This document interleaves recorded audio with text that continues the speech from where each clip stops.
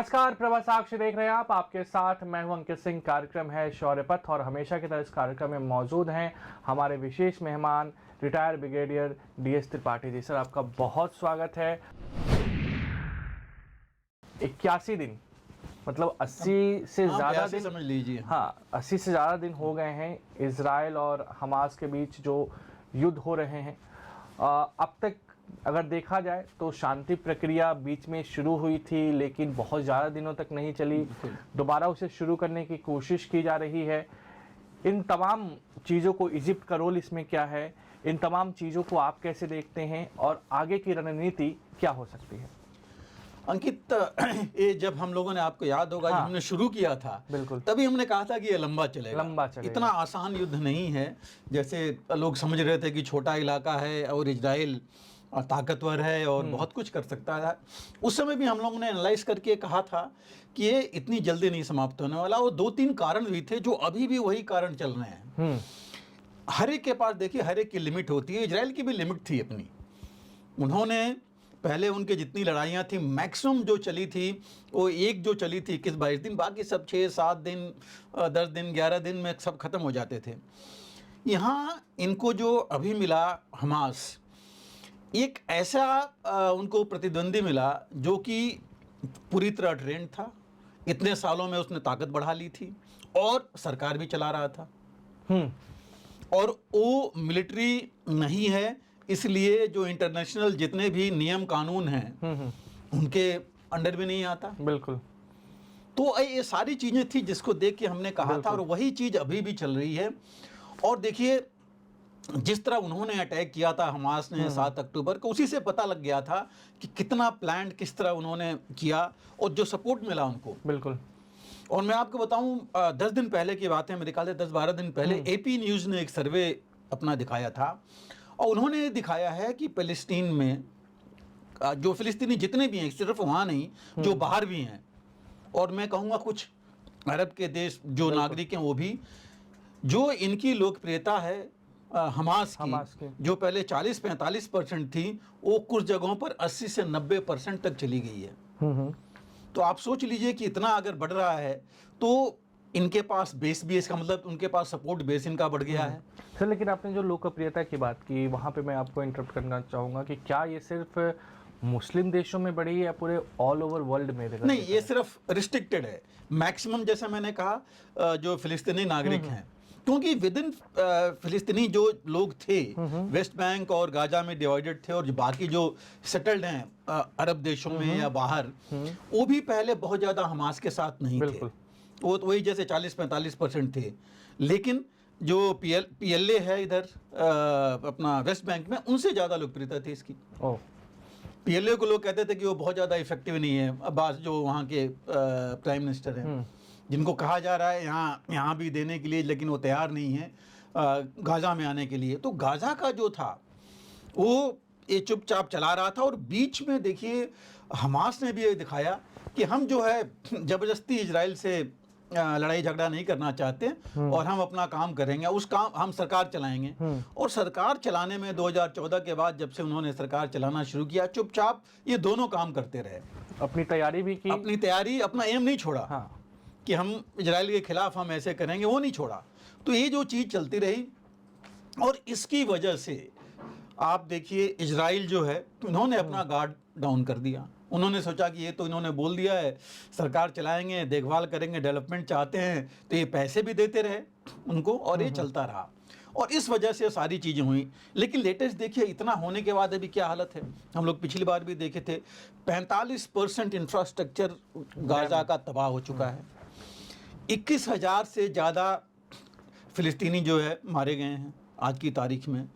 Israel पे उतना ज़्यादा नुकसान नहीं हुआ है। अब इसमें से देखिए, सबसे ज़्यादा जो हैं, कहा तो ये जा रहा है 60 से 70% तो बच्चे और औरतें हैं, जो कि बहुत भारी एक, वो भी गाज़ा की तो मानवीय त्रासदी तो बहुत बड़ी है उस हिसाब से देखा जाए।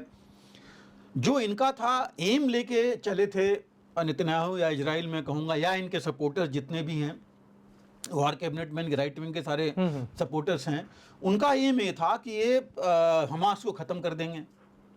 हमास कितना खत्म हुआ? अब हमास को देखिए, हमास कोई एक मिलिट्री तो है नहीं, एक कुछ नॉमिनेटेड लोग तो हैं नहीं, एक तो आइडियोलॉजी है, और ये आइडियोलॉजी सिर्फ वहीं नहीं है, ये आइडियोलॉजी पिछले 10, 11, 12 सालों में इतनी बढ़ गई है कि लोग जो है उसके साथ जुड़े हुए हैं। और आप देखिए जिस तरह के अभी तक 82 डेज और ये चले जा रहा है 82 दिन में, और ये भी नहीं रुक रहे हैं, हमास भी नहीं, वो कह रहे हैं कि नहीं हम तो सामना करते रहेंगे।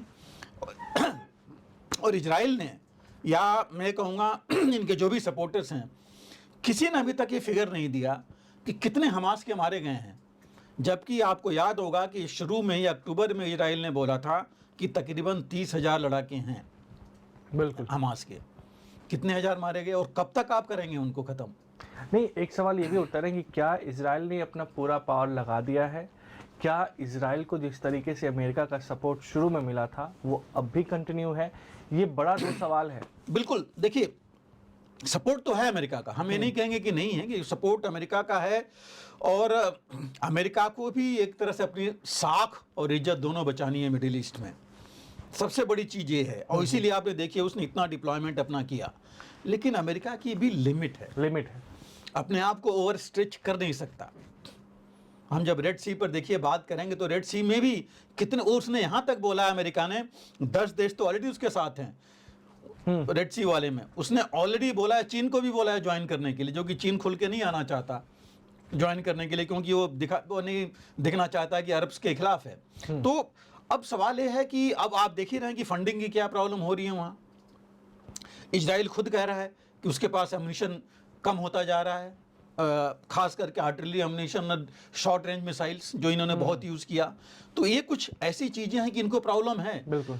हमास ने अभी तक खुलकर नहीं बोला कि हमें कमी है, वो अपने आप को बचा रहा है। कहाँ है हमास के लड़ाके? शनिवार से लेकर के 2 महीने, 1 महीने से हम सुन रहे हैं कि शनिवार को घेरा जा चुका है यहाँ पर वहाँ, लेकिन अभी देखिए पहली बार शनिवार ने अभी स्टेटमेंट दिया है, परसों 3 दिन पहले उसका स्टेटमेंट आया है कि हमने जो इजराइल के 1000 से ऊपर सैनिकों को मारा है, जबकि इजराइल ने बोला अभी तक 154 के आसपास सैनिक इनके मारे गए हैं। तो ये चीज़ें जब आती हैं, इसका मतलब कि हौसला अभी तक हमास का डाउन नहीं हुआ है। दूसरी चीज़ जो आपने बात इसमें कही, बातचीत की, कि इन्होंने जो है शांति प्रक्रिया की, चली कितनी बार देखिए बातचीत हुई। यहाँ तक ये भी आया था कि इनका जो हमास का चीफ है वो भी इजिप्ट में गया था कुछ दिन पहले कि बातचीत के लिए, लेकिन वो बातचीत रुक गई। और अभी जो है इजराइल ने अपना तेज कर दिया है, क्योंकि इनके अंदर भी जो इनके वॉर कैबिनेट है, वॉर कैबिनेट में जो राइट विंग इनके जितने भी सपोर्टर्स हैं, जितने मेंबर्स हैं, उसमें वो कह रहे हैं कि हम रुकेंगे नहीं, हम पूरे गाजा का कंट्रोल करेंगे और हमास का खात्मा करेंगे। तो गाजा कंट्रोल तो कर सकते हैं, इसमें कोई शक नहीं है। देखिए नॉर्थ में कर लिया उन्होंने, साउथ गाजा में भी जा रहे हैं, और जिस तरह इनकी बमबारी चल रही है खान यूनिस और बाकी इलाकों में, तो कंट्रोल तो कर सकते हैं, लेकिन कंट्रोल करना और हमास का खात्मा दो अलग अलग चीज़ें हैं। अभी जो है अभी भी वो चीज़ पूरी नहीं आ रही है। बिल्कुल। इन्होंने ये भी सोचा कि शायद इतना दिखा करके, टनल्स का उसके बारे में बता करके शायद लोग इनके समर्थन में ज़्यादा हैं इजराइल के, वो भी अभी दुनिया में नहीं हो पा रहा है, क्योंकि दुनिया ये जो मानवीय त्रासदी है और जो अरब वर्ल्ड या हमास या बाकी दिखा रहे हैं, मेरे हिसाब से लोग उसके तरफ ज़्यादा देख रहे हैं अभी। और इसी के ऊपर अमेरिका की भी किरकिरी हो रही है। इसीलिए देखिए अमेरिका भी कई बार स्टेटमेंट्स आ रहे हैं, बिडेन ने भी बोला कि नहीं, हमने ये नहीं बोला कि युद्ध का ख़त्म करना, नहीं तो देखिए यूनाइटेड नेशंस में आपको पता है ये जो रिजोल्यूशन था 5 दिन तक रुका रहा कि अगर रिजोल्यूशन ले आएंगे। अमेरिका ने फिर वीटो कर दिया, तो क्या हुआ, तो रिजोल्यूशन पूरा डाउन हुआ, कम करके, और फिर आया कि भाई पूरी एक पॉइंट सिर्फ आई कि मानवीय सहायता वहाँ पहुँचनी चाहिए, बिल्कुल, और कुछ आई नहीं। और उसमें भी बहुत ज़्यादा नहीं हो रहा है। यूएन का स्टेटमेंट देखिए, वो कह रहे हैं कि मतलब इतनी बड़ी मानवीय त्रासदी तो कभी हुई नहीं जितनी ज़्यादा वहाँ चल रहा है। वो कह रहे हैं कि 14 दिन भी मिले हमें अगर इसके ये युद्ध विराम हो जाए, तब भी उतनी सहायता नहीं पहुँच सकती। नॉर्वेवियन एड है जो वहाँ पर, उसकी परसों का ये बयान है बिल्कुल कि ये हालात वहाँ पर हैं। तो ये जो है त्रासदी तो बहुत है, लेकिन इसका इफेक्ट हमास पर नहीं पड़ रहा है और ना अरब देशों को पड़ रहा है, तो उनको वो आगे बढ़ते जा रहे हैं। तो ये जो है दूसरी चीज़ देखिए, अभी जो पीस का है, पीस प्लान की जो बात हुई है वो चल रहा है। और अभी भी आपको पता है कि इजिप्ट और सऊदी अरेबिया मिल करके इसमें हैं। जॉर्डन के किंग अब्दुल्ला कल ही पहुँचे हैं वहाँ पर, वो इजिप्ट में गए हैं और वो भी एक पीस प्लान लेके गए हैं जो उन लोगों ने बात की है। और एक जो प्लान की मुख्य जो चीज़ें आ रही हैं वहाँ से है कि इनका ये कहना है कि इजराइल पूरी तरह विड्रॉ कर लेगा गाजा से, सारे जो ये हॉस्टेजेस हैं उनको छोड़ दिया जाएगा और मैक्सिमम ये भी छोड़ेंगे जो फ़लस्तीन के फ़िलिस्तीनी हैं। और उनका मुख्य जो चीज़ आ रही है अभी इसके बीच में कि कौन गाजा में सरकार चलाएगा, क्योंकि हमास ने कभी नहीं चाहा कि बिल्कुल बाहर रहें, अब वो चीज़ लेके आ रही है। दूसरा, इजराइल कभी कंट्रोल नहीं छोड़ना चाहेगा गाजा का, क्योंकि छोड़ देगा फिर ये चीज़ आएगी। तो ये दो मुख्य बिंदु हैं जिनके ऊपर ये चल रही है। और पिछले अगर हफ्ते भर की बात करें, देखिए तो करीब 250 मारे गए हैं लोग और वहाँ वो जो बमबारी वहाँ पर हुई है एरियल और इसकी आर्टिलरी की जो इजराइल ने की है। लेकिन अभी इजराइल का स्टेटमेंट देखिए, उन्हीं के जो एक वॉर कैबिनेट मेंबर हैं उन्होंने बोला कि हम 7 फ्रंट की लड़ाई लड़ रहे हैं। वो कह रहे हैं कि वो 7 जगह में वो नाम ले रहे हैं, हिजबुल्ला इधर है, गाज़ा कह रहे हैं, लेबनान है, सीरिया और वो समानिया एक है, वेस्ट बैंक में 2 जगह का नाम ले रहे हैं जहाँ से कि वहाँ से भी लड़ाई आ रही है, इराक, यमन, तो ये सब ले करके उनका, और ईरान, तो वो कह रहे हैं कि हम तो 7 फ्रंट की लड़ाई लड़ रहे हैं। तो मतलब कहने का ये है कि ये इतनी जल्दी मुझे नहीं लगता कि ख़त्म होने के उस पर कगार पर आएगी ये। लेकिन प्रेशर देखिए बहुत है, अमेरिका के ऊपर बहुत प्रेशर है, इजराइल पे भी है, इजराइल पर सभी का प्रेशर है। जो लोग पहले अभी इसी में देखिए जो पिछला जो यूनाइटेड नेशंस में ये रिजोल्यूशन आया था, आपको याद है जो पहला रिजोल्यूशन सितंबर में आया था 153 वोट जो है वो थे फॉर थे। अभी देखिए इजराइल के अभी इसमें तो 120-30 हैं, दैट मीन्स 30-40 देश जो हैं वो पीछे हटे हैं।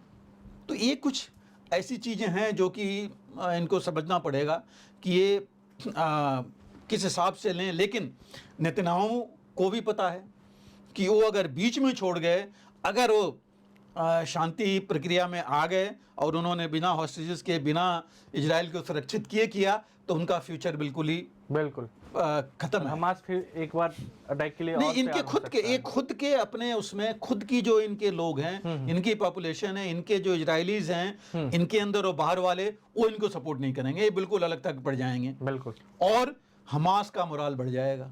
बिल्कुल। सिर्फ हमास ही नहीं, जितने भी इस तरह के फ्रंट हैं, चाहे वो इजराइल के खिलाफ हैं या कहीं और हैं, अमेरिका के खिलाफ होंगे, हैं कई फ्रंट्स हैं ऐसे, चाहे यूरोप के खिलाफ हैं, जो ऐसे फ्रंट्स हैं, उन सबका मोराल बढ़ जाएगा कि हमने अमेरिका तक को रोक दिया। इजराइल मीन्स अमेरिका, पूरा सपोर्ट तो वहीं से आ रहा है कि उनको घुटने टिकवा दिए कि आकर के वो जो है हमारे साथ हमारे टर्म्स पे बात कर रहे हैं। बिल्कुल। और ये 2 देशों की लड़ाई नहीं है, ये एक संगठन और एक देश की लड़ाई है। बिल्कुल, ये मैं कहूँगा एक देश और कई संगठन। अच्छा। अगर देखें आप, हमास के साथ भी तो और हिजबुल्लाह भी है, उसके साथ हुती आ गई हैं, और विदिन जो पैलेस्टीन भी करीब 5 ऑर्गेनाइजेशंस हैं छोटे मोटे, और अरब वर्ल्ड ले लीजिए, ईरान तो खुल करके ही है, और बाकी जो ऐसे हैं वो कहेंगे कि हमने तो यहाँ अमेरिका को इनको घुटने पर ला दिया। और अगर हम वर्ल्ड लेवल में जाए तो मैं ये भी कहूँगा कि चीन और रूस, रशिया और चीन मिल के कहें कि यहाँ पर हम घुटने पर ला रहे हैं, और वहाँ भी हम ही वो सपोर्ट कर रहे हैं, वो तो अरब के साथ हैं, वो फिलिस्तीन के साथ हैं। तो ये कुछ चीज़ें हैं जो कि इस युद्ध को मुझे नहीं लगता कि इतनी जल्दी ख़त्म होने देंगे, जब तक कि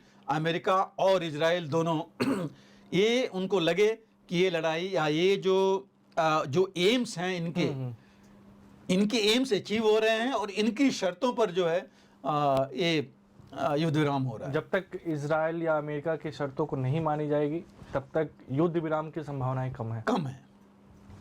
एक लाइन में पूरे सवाल का जवाब अगर देखा जाए, बिल्कुल। ईरान के बॉर्डर प्रांत में एक पुलिस स्टेशन पर कुछ सुन्नी मिलिटेंट्स ने हमला किया, जिसमें 12 सुरक्षाकर्मी मारे गए। बिल्कुल। अब इसको लेकर ईरान के रक्षा मंत्री ने सीधे तौर पर पाकिस्तान को जिम्मेदार माना है। अब बड़ा सवाल यही है कि जिस मिलिटेंट ग्रुप ने हमला किया है उसका बेस पाकिस्तान में है।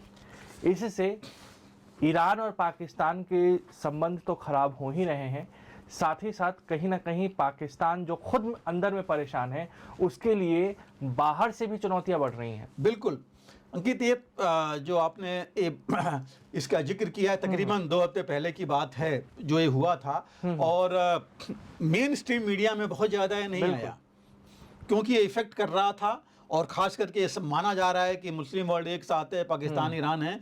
लेकिन 2-3 चीज़ों पर हमें ध्यान देना पड़ेगा।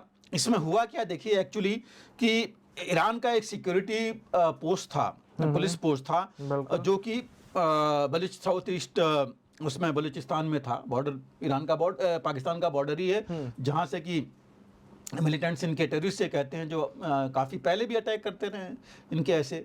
वहाँ पर इन्होंने अटैक किया, और वहाँ हमारे इन्होंने इनके जो सिक्योरिटी गार्ड्स या पुलिस पर्सनल कहिए उनको, और ये कहा जा रहा है कि ये वन ऑफ द डेडलीस्ट, मतलब बहुत भयानक तरीके से अटैक हुआ है, जो इतने कई सालों में नहीं हुआ इस तरह से। और इसका जो है जो रिस्पॉन्सिबिलिटी जैश ए आदिल ने ली है, जिसको ये कहते हैं आर्मी ऑफ जस्टिस। तो ये जो है एक ग्रुप है, और जिन्होंने रिस्पॉन्सिबिलिटी ली है, एक सुन्नी ग्रुप है। बिल्कुल। और ये मैक्सिमम इनका बेस पाकिस्तान में ही था। और जैसे हमको पता है कि देखिए पाकिस्तान पूरा सुन्नी है, पाकिस्तान में 90% करीब सुन्नी हैं, बिल्कुल, और बाकी माइनॉरिटी जो भी हैं शिया मुस्लिम्स, जबकि ईरान में उल्टा है, वहाँ तकरीबन 90% शिया हैं, और इधर जो है कुछ मुस्लिम्स हैं जो कि बेसिकली बलूचिस्तान और इस इलाके में हैं। और वो उनको है कि उनके ऊपर जो है बहुत जुल्म ढाए जा रहे हैं। और ये जो ग्रुप है जैश ए आदिल, ये 2012 में ग्रुप बना था, जिसका बेस पाकिस्तान में था। बाद में इसको ईरान ने एक टेररिस्ट ग्रुप डिक्लेयर किया और इसको बैन किया उन्होंने, क्योंकि इसकी एक्टिविटीज़ बहुत ज़्यादा हो गई वहाँ पर।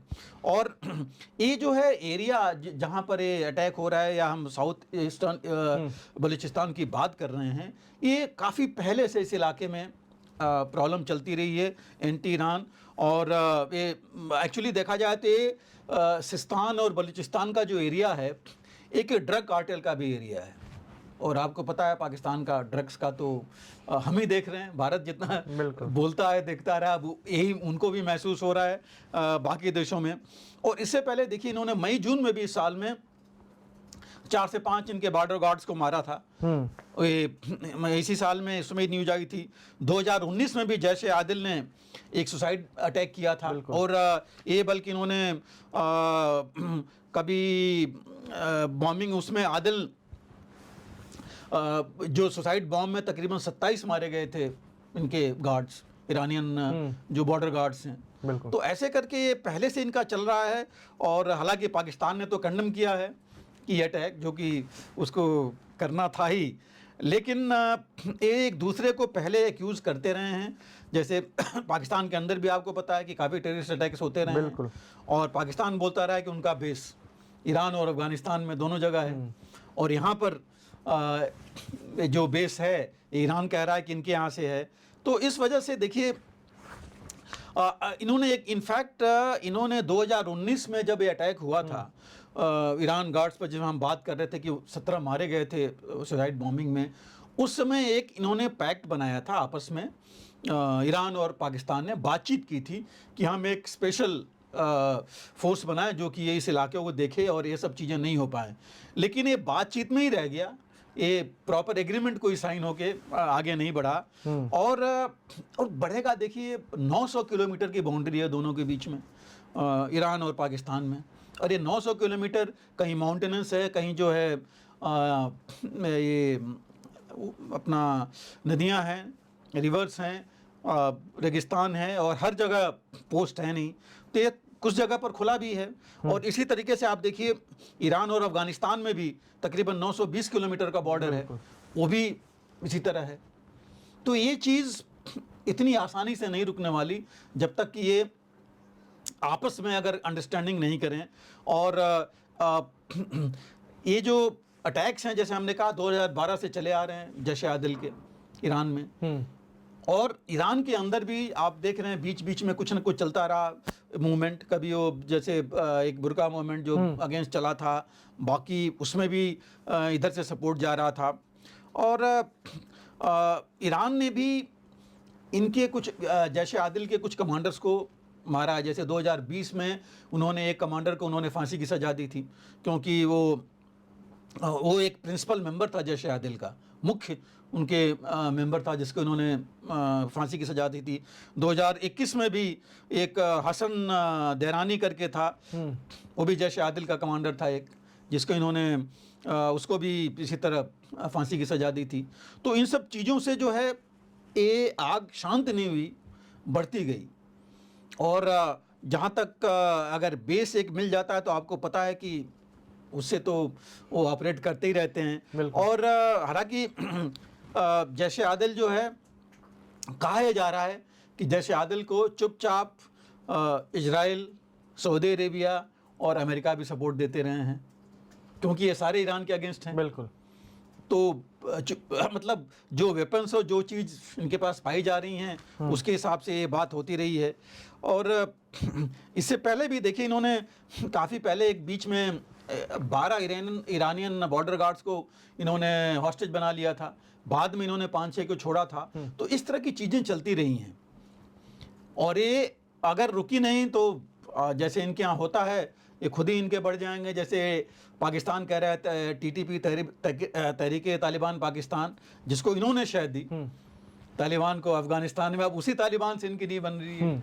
ये चीज़ें चल रही हैं, तो ये चीज़ हो रही हैं। और ये चीज़ हालांकि दुनिया में बहुत ज़्यादा, जैसे मैंने कहा, खबर नहीं आई, लेकिन ये आग सुलग जरूर रही है और आगे जाएगी भी, क्योंकि आप देख रहे हैं ईरान जो अभी कर रहा है, जिस तरह से सपोर्ट दे रहा है वो, चाहे इजराइल में हमास को, चाहे रेड सी में हौतीस को यमन में, और इसका सारे विश्व पर असर पड़ रहा है। बिल्कुल, खास करके जो ये शिपिंग रूट्स हैं।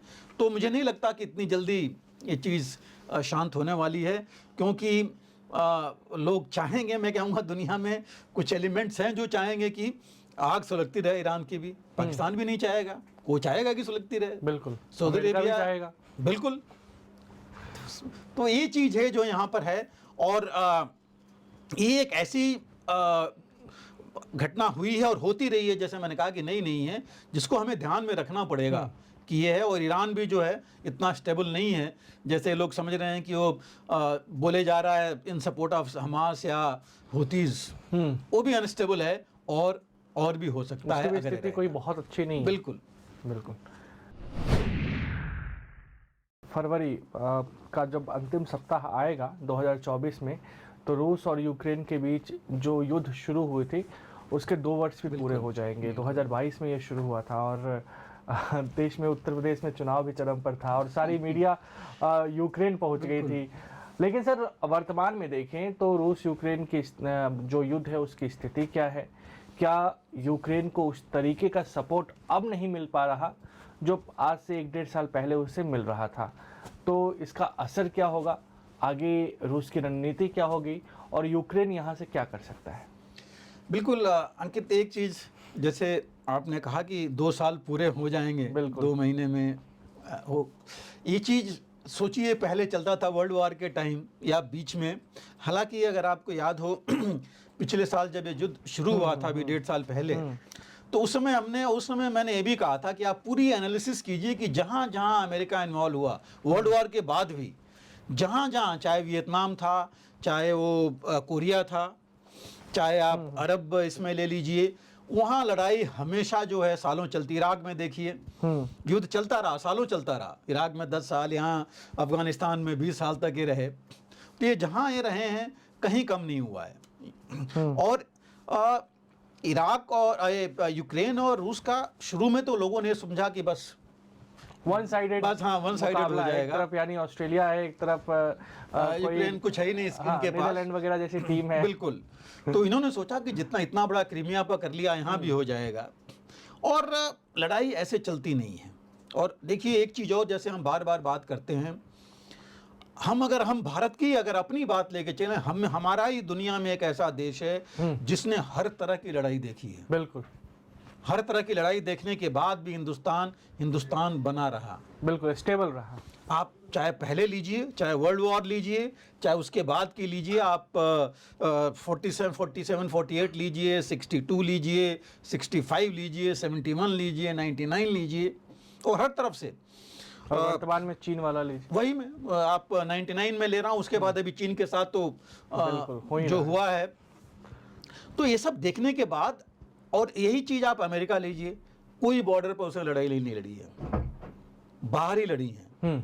ठीक है, उनके 160 बेसेज अभी तक दुनिया में हैं जहाँ पर, लेकिन ये सारे बेसेज रहने के बावजूद अगर ऐसी चीज़ें हो रही हैं जो उनके कंट्रोल में नहीं है, इसका मतलब तो कुछ अलग ही दिखाता है। बिल्कुल। और वही चीज़ यूक्रेन और इनके रूस के बीच में, रूस ने भी देखिए कोई लड़ाई नहीं लड़ी है। वर्ल्ड वॉर में लीजिए तो वो अलग तरह की लड़ाई थी। बिल्कुल, उसके बाद कोई ऐसी जगह नहीं है जहाँ की इनकी बॉर्डर पर किसी से लड़ाई हुई हो या अपना दमखम में दिखा सके हो कहीं जा करके। तो ये तो क्रीमिया तो अलग था, क्योंकि वो वहाँ से भी अलग था, यूक्रेन से भी काफ़ी दूर था, इनके बिल्कुल बगल में था। तो इन्होंने ऑलरेडी इनके ब्लैक सी बेसेज थे, उन्होंने कर लिया। और यहाँ पर देखिए यूक्रेन की पहुँच के इनके वापस आना पड़ा था। तो कई चीज़ें थी इसमें, लेकिन और इन्होंने 20% कब्जा तो कर लिया था। 20% यूक्रेन का बहुत बड़ी बात है, मैं नहीं कहता कि कम है, एम इनका कुछ और था, बट 20% करके 2% ही वापस गया, ज़्यादा नहीं गया। 18% अभी इनके कब्जे में है, जिसमें कि ये चल सकते हैं। लेकिन देखिए सबसे बड़ी चीज़ हुई क्या है, रूस अभी जो है चीन के इनके साथ आ गया, लेकिन चीन अभी भी मैं कहूँगा इतना ओपन में नहीं है। चीन की अमेरिका से बातचीत अभी भी चल रही है, ट्रेड और बाकी चीज़ों पे, क्योंकि उनको तकरीबन अमेरिका को ही 200 बिलियन, दोनों को मिला करके इनका ट्रेड 900 बिलियन डॉलर तक था, जो कि 600 आ गया, 300 बिलियन डॉलर का लॉस कोई वो एक्सेप्ट नहीं करता है। और रूस का जहाँ तक सवाल है, रूस का मैन्युफैक्चरिंग बेस इतना ज़्यादा नहीं था, सैंक्शंस हैं, उसका अफेक्ट भी पड़ता है, लेकिन फिर भी वो सस्टेन कर रहा है अपने आप को। जहाँ तक ले रखा है उसने डिफेंस से मजबूत कर ली अपनी, आगे नहीं बढ़ रहा है बट वहाँ से पीछे भी नहीं हट रहा है। जहाँ तक इनका सवाल है नाटो और इनका, देखिए अब अगर आप सही में देखिए इतने वेपन्स एंड एमुनिशन जो आए हैं, आप अमेरिका के अब्राहम टैंक्स आए, चैलेंजर टैंक्स इंग्लैंड ने दिया, लेपर्ड टैंक्स जर्मनी के, पैट्रियट मिसाइल्स आई, हिमार्स से लेकर के इतने आर्टिलरी आई, लेकिन उसका कोई खास फायदा दिखाई नहीं पड़ रहा है, कोई अचीवमेंट्स आ नहीं रही हैं। जून में उन्होंने बहुत शुरू किया था अपना ऑफेंसिव, काउंटर ऑफेंसिव, वो कहीं आगे बढ़ा नहीं। तो ये सब कुछ चीज़ें हैं जो कि मैं नहीं कहूँगा कि ये लड़ाई, जैसे हम पहले भी कह रहे थे, यूक्रेन रशिया की नहीं है, रूस अमेरिका की एक तरह से लड़ाई हो गई है, और उसमें अब कुछ नहीं हो रहा है, वहीं के वहीं बैठे हुए हैं। इन्होंने, रूस ने, अगर 2 हफ्ते पहले आपने स्टेटमेंट देखा है यूक्रेन इनका, पुतिन का, उन्होंने कहा कि हमने 3 लाख सैनिक हमने जोड़ लिए हैं, ऐड कर लिए हैं, उनके मरे भी काफ़ी हैं, यूक्रेन के भी काफ़ी सैनिक मारे गए, आधे के तकरीबन उनकी स्ट्रेंथ रह गई है। अब उनके पास इनका कहना है, अपना जेलेंस्की का कहना है कि हमें 5 लाख और चाहिए सैनिक, उनके खुद के लोग आने को तैयार नहीं है। लोग, जो न्यूज़ वहाँ की है, लोग सब भाग रहे हैं बाहर, कुछ कह रहे हैं हम उनके कि सरेंडर कर देंगे, लेकिन हम इस लड़ाई का कोई मतलब नहीं है। पब्लिक इनकी परेशान है, वॉर फटीक जो कह रहे हैं लोग, लड़ाई होने से लोग हार गए हैं, जो जनता है, मनस्थिति उनकी जो है बिल्कुल टूट चुके हैं बिल्कुल, कि किस लिए 2 साल होने वाले, हमें मिल क्या रहा है, 50% से ऊपर तो इंफ्रास्ट्रक्चर गया उनके यहाँ, बिजली पानी, आप देखिए क्या हालत हो रही है इन जाड़ों में। बिल्कुल, तो ये सब चीज़ें लेकर के जो है वहाँ स्थिति बहुत भयावह हो गई है। उतना रूस में तो नहीं है अंदर, बट इधर तो हो गई है। जो आप देखिए अभी जो यूरोपियन यूनियन की बात कीजिए, हॉलैंड देखिए, हॉलैंड अपोज कर रहा है इनको। पिछली यूई बैठक में, मीटिंग में उसने अपोज किया था जो मदद दी जा रही है यूक्रेन को। और जो क्वेश्चंस लोग खुद कर रहे हैं इन कंट्रीज़ में, इनके भी इकॉनमी की देखिए क्या हालत हो गई थी 2 साल में, इतना बुरा हाल हो गया था। अब वहाँ भी उनके खुद के जो जनता है वो क्वेश्चन कर रही है कि हम किस लिए इतने पैसे बर्बाद कर रहे हैं जब वहाँ कुछ हो ही नहीं रहा है, कोई चीज़ अचीव हो नहीं रही है। तो ये कुछ चीज़ें थी जो लेकर के वहाँ पर काफ़ी प्रॉब्लम चल रही है। और रूस का देखिए, रूस ने अभी बेलारूस में टैक्टिकल न्यूक्लियर वेपन डिप्लॉय कर दिए। इसका मतलब यूरोपियन यूनियन को खतरा और बढ़ गया जो पहले नहीं था।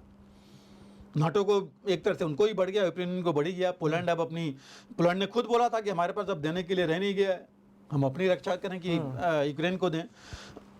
तो ये सब चीज़ें कुछ थी जो कि काफ़ी प्रॉब्लम है। और इनका स्टेटमेंट है यूरोप का कि यूक्रेन जो है अम्यूनिशन जितनी तेजी से आर्म्स अम्यूनिशन खर्च कर रहा है उतना हमारे पास प्रोडक्शन की कैपेबिलिटी नहीं है। और अभी देखिए 55 बिलियन डॉलर देना था जो कांग्रेस में, अमेरिकन कांग्रेस में रिपब्लिकन्स ने वीटो कर दिया, वो नहीं आ पा रहा है। जेलेंस्की गए थे, अभी बुलाया गया था कि भाई आप आ करके इनसे हाथ जोड़ करके मांगो, जो उन्होंने किया। तो ये जो है, और इस बीच में हो क्या रहा है, ये कुछ कर नहीं पा रहे हैं। रूस अपना प्रोडक्शन हाई किए जा रहा है। रूस ने अभी फैक्ट्री बना ली है जिसमें 10,000 पर मंथ बनाएगा ड्रोन्स। तो वो जो है डिफेंसेज अपने कंसोलिडेट कर लिए अब उसने, वो इनको आगे बढ़ने नहीं देगा। और पिछले उसमें आपने देखा होगा कि इन्होंने, पुतिन ने जो इनका year and telephone call in होता है जनता के साथ, इन्होंने बात की थी, उसमें तो उन्होंने बड़ा साफ बोला था कि भाई हम जो है अपना एम पूरा करके रहेंगे। जेलेंस्की भी अपने साथ उन्होंने किया। और इन्होंने खास करके, पुतिन तो बड़ा साफ बोला कि पुतिन ने कहा कि मैं शांति चाहता हूं लेकिन हम अपने टर्म्स पर। बिल्कुल।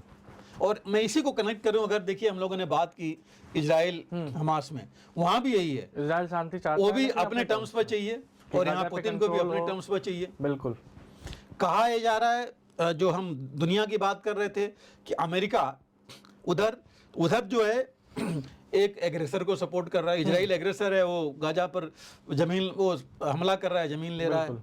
और यहाँ जो है यूक्रेन को सपोर्ट रहा है जिसके ऊपर हमले हो रहे हैं। तो मतलब विरोधाभासी एक चीज आ रही है यहाँ पर। बिल्कुल। तो सवाल यही है कि ये चीजें, हम शांति की बात करेंगे तो होगा कैसे? अगर आपस में इनकी बात होती तो शांति होती, लेकिन वो शांति आपस में तो हो नहीं रही है। जेलेंस्की भी नहीं चाहेंगे, जिस दिन उन्होंने कर लिया फिर हो गए, उनकी भी नहीं रहेगी। वो जनता में एज इट इज उनकी शख्सियत अभी खत्म हो रही है बिल्कुल अपने में। और रह कितने गए आप सोचिए, 1/3 जनता तो यूक्रेन से बाहर चली गई, काफ़ी मर गए हैं, काफ़ी डिस्प्लेस हो गए। तो हैं कौन इनके पास? इंफ्रास्ट्रक्चर, पहले मुझे समझ में नहीं आता कि इतना इंफ्रास्ट्रक्चर लेने की जगह, मिलिट्री हार्डवेयर के पैसे वो लेने की जगह पैसे लेकर के अपना डेवलपमेंट तो करते कम से कम। बिल्कुल, वो ज़्यादा ज़रूरी है। तो ये कुछ चीज़ें हैं जो कि लेकर के ने वो चीजें नहीं की जो उनके लिए फायदेमंद। वो उन्होंने कभी कोशिश नहीं की कि वो पुतिन के साथ या किसी थर्ड नेशन से मिलके वो बातचीत करके इसको डील करे। वो सबसे बड़ी, देखिए कितने लोग गए, अफ्रीकन यूनियन से गए, बिल्कुल 6 देश आपको पता है लास्ट ईयर गए थे। हमारे प्रधानमंत्री जो है बिल्कुल गए थे। और अभी भी देखिए जब जयशंकर गए हैं तो वहां भी उन्होंने बोला है, पुतिन ने खुद बोला है कि प्रपोजल मिला है और हम उनको पूरी जानकारी दे रहे हैं प्रधानमंत्री मोदी को, और हम जो प्रपोजल उनका शांति जिस तरह वो बात करने की कह रहे हैं, हम जो है सहमत हैं उनसे। बिल्कुल। तो ये चीज़ वहाँ से आ रही है। बैक चैनल डिप्लोमेसी, आपको पिछले साल आपको पता है कि अगस्त में 15 देश इकट्ठे हुए थे जद्दा में, जो कि इसीलिए कि बैक चैनल डिप्लोमेसी करने के लिए। वहाँ से भी देखिए, हालांकि 4-5 महीने हो गए, क्या हो रहा है अभी तक उसमें इतनी न्यूज़ नहीं आई, लेकिन हाँ बैक चैनल डिप्लोमेसी वहाँ चल भी रही है।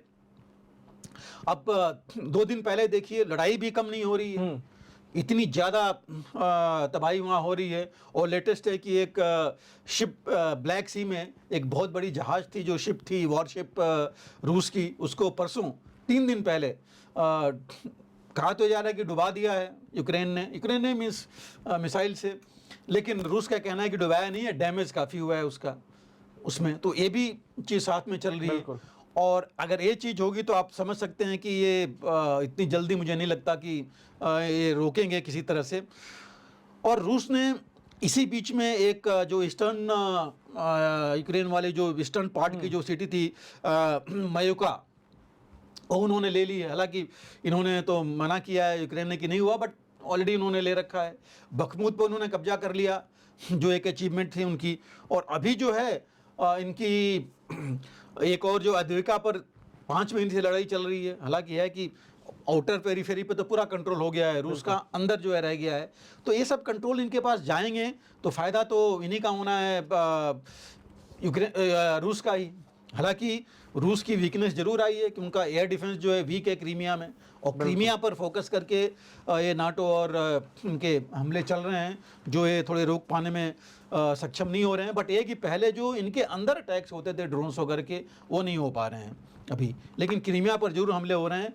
तो ये कुछ पॉइंट्स हैं, और इसका भी मुझे नहीं लगता कि कोई हल आ सकता है अनलेस जो अभी है कि जेलेंस्की पहल करें, बजाय ये कहने के कि हम तो 1-1 इंच लेंगे, नहीं ले पाएंगे जिस तरह चल रहा है। बिल्कुल। और रूस आगे नहीं बढ़ रहा है, अभी तो बढ़ भी नहीं सकता। जो जिस समय की इस समय पूरा आपने देखा, बर्फ पड़े हुए हैं, जा नहीं सकते। मैंने अभी बताया इतने इक्विपमेंट मिले। और देखिए इक्विपमेंट पर अगर आप डिटेल में जाएं, एक बहुत बड़ा क्वेश्चन मार्क है, प्रश्न चिन्ह ये वेस्ट के ऊपर, मतलब पूरा नाटो इंक्लूडिंग अमेरिका के ऊपर है कि उनके जो ये मेन टैंक्स हैं, मेन आर्म्स एम्युनिशन हैं, वो लेकर के भी यूक्रेन कुछ नहीं कर पा रहा है जितना डैमेज होना चाहिए। ये भी प्रश्न चिन्ह उठ रहा है।